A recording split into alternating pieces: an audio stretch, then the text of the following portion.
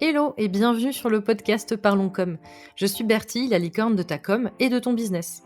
À mon compte depuis février 2013, j'accompagne les entrepreneurs dans la mise en place d'une stratégie de communication authentique, mais surtout positive. J'aime aussi partager mon aventure entrepreneuriale pour aider ou inspirer ceux qui en ont besoin. Seul ou accompagné, je vais te parler de stratégie de communication, d'entrepreneuriat et te partager des anecdotes un petit peu croustillantes. Si ça te tente, tu es au bon endroit, alors let's go! Hello et bienvenue dans ce nouvel épisode de Parlons Com. Aujourd'hui, je vais te faire un épisode un petit peu éclair avec les 5 actions à faire avant de développer ta communication. Alors bien sûr, si tu as déjà une communication en cours, ça ne veut pas dire que c'est trop tard. Tu peux justement écouter cet épisode pour faire le point sur les 5 actions que je te recommande et prendre le temps de les mettre en place.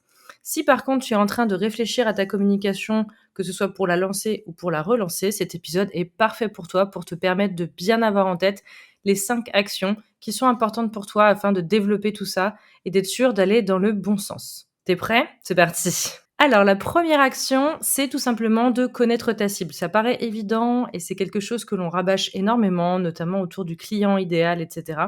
Mais ça va être extrêmement important.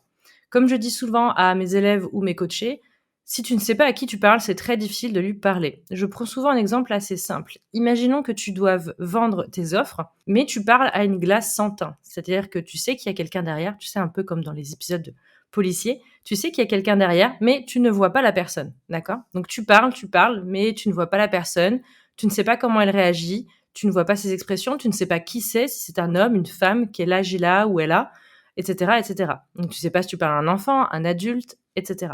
Donc c'est beaucoup plus difficile d'essayer de convaincre la personne. Dans ces moments-là, on est bien d'accord. Si par contre, on inverse les rôles cette fois-ci, tu es le policier. Si par contre, je te mets en face de quelqu'un que donc tu vois la personne, tu peux discuter avec elle et tu as potentiellement même son dossier avec ses informations, etc.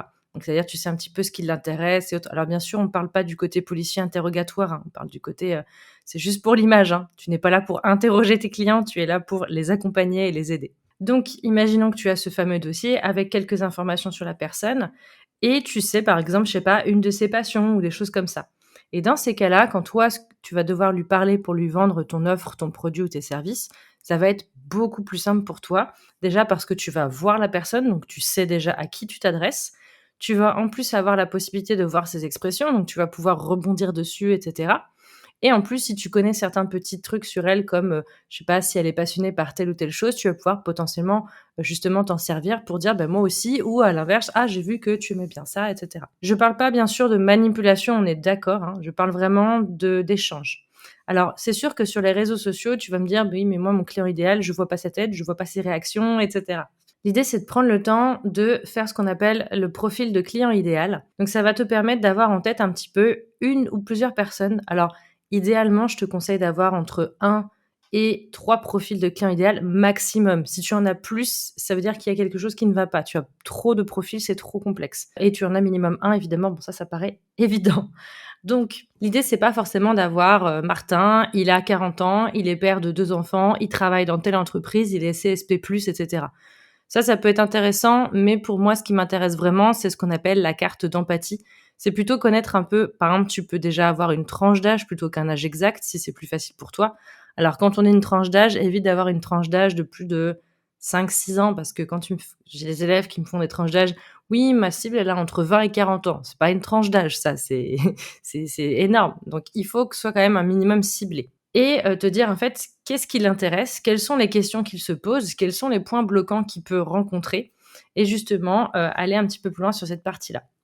Et ça, c'est l'étape numéro 2 des actions que je te conseille à mettre en place. C'est justement te renseigner sur maintenant que tu sais à qui tu parles, qu'est-ce qui l'intéresse vraiment? C'est quoi les questions qu'elle se pose? C'est quoi les problématiques qu'elle rencontre? Parce que souvent, on a tendance à vouloir, créer du contenu en fonction de ce qui nous intéresse à, comment dire? À présenter, à développer, à ce sur quoi on veut communiquer. Sauf que le but, c'est pas de publier ce qu'on a envie de publier, dans le sens où ce qui est important, c'est de publier ce que notre cible a envie de lire. Si par exemple tu, parles d'éléments qui sont certes très intéressants, mais qui n'intéressent pas ta cible, bah, du coup, tu risques justement de passer à côté et eux aussi, ça va pas les intéresser, donc c'est pas pertinent. Imagine que ta cible, elle est, comme dans un très long couloir et il y a plein de portes. En te posant ces questions-là, en fait, tu vas pouvoir ouvrir petit à petit les portes pour que la personne puisse avancer dans son, on va dire chemin de client, de prospect vers le client. Donc l'idée, c'est vraiment de te dire ça. Qu'est-ce qui intéresse ma cible justement par rapport à mon entreprise? Est-ce que ce sont mes valeurs? Est-ce que c'est d'où viennent mes produits? Est-ce que c'est comment est-ce que ça fonctionne? Est-ce que c'est mon tarif? Qu'est-ce qui va l'intéresser? C'est quoi la question qu'elle va se poser? Par exemple, combien de temps dure l'accompagnement? Ou, quelle est, la je sais pas, la durée de vie du produit? Ou est-ce qu'il y a des retours possibles pour les produits physiques ou même d'ailleurs un remboursement pour les produits, digitaux ou autres? Demande-toi aussi les problématiques qu'elle va rencontrer. Est-ce que, par exemple, c'est quelqu'un qui va avoir des problématiques parce que tu as un produit qui est assez onéreux et du coup, elle va pas pouvoir payer en une fois? Donc peut-être que ça veut dire qu'il faut se poser des questions sur proposer un paiement en plusieurs fois, par exemple, hein. C'est, des exemples parmi tant d'autres. Ou alors justement, tu travailles avec des personnes pour lesquelles tu veux les aider à gagner du temps, mais justement ces personnes-là ont un planning, déjà trop chargé parce que c'est leur problématique. Donc comment est-ce que tu arrives à t'insérer dans leur planning de manière pertinente et intéressante pour eux? Ça, c'est une problématique qu'ils peuvent rencontrer, d'accord? Étape numéro 3, ça va être ensuite, maintenant que tu sais à qui tu parles et tu sais les questions que cette personne se pose, c'est choisir et définir surtout où est-ce qu'elle se trouve et où est-ce qu'elle pourrait consulter ou trouver ton contenu. Donc, c'est-à-dire, est-ce que ta cible, par rapport à son âge et à ses habitudes d'utilisation, va plutôt aller sur les réseaux sociaux ou sur d'autres plateformes, par exemple? Bon, moi, je te parle surtout de la partie réseaux sociaux, mais il n'y a pas que ça. Par exemple, il peut y avoir ton site internet. Il peut y avoir des podcasts comme par exemple celui-ci. Il peut y avoir aussi des vidéos sur YouTube, même si YouTube est un réseau social, mais c'est vrai qu'il est un petit peu à part entière. Il peut y avoir aussi la diffusion de tes contenus sur Pinterest, par exemple. On en reparlera dans un autre épisode, mais c'est un réseau social qui est très intéressant et très sous-coté. Également, par exemple, est-ce que ta cible va plutôt te trouver en bouche à oreille? Est-ce qu'elle va te trouver via des petites annonces dans la presse? Est-ce que c'est via la pub radio, etc., etc. Pose-toi ces questions-là, demande-toi où potentiellement ta cible pourrait te trouver.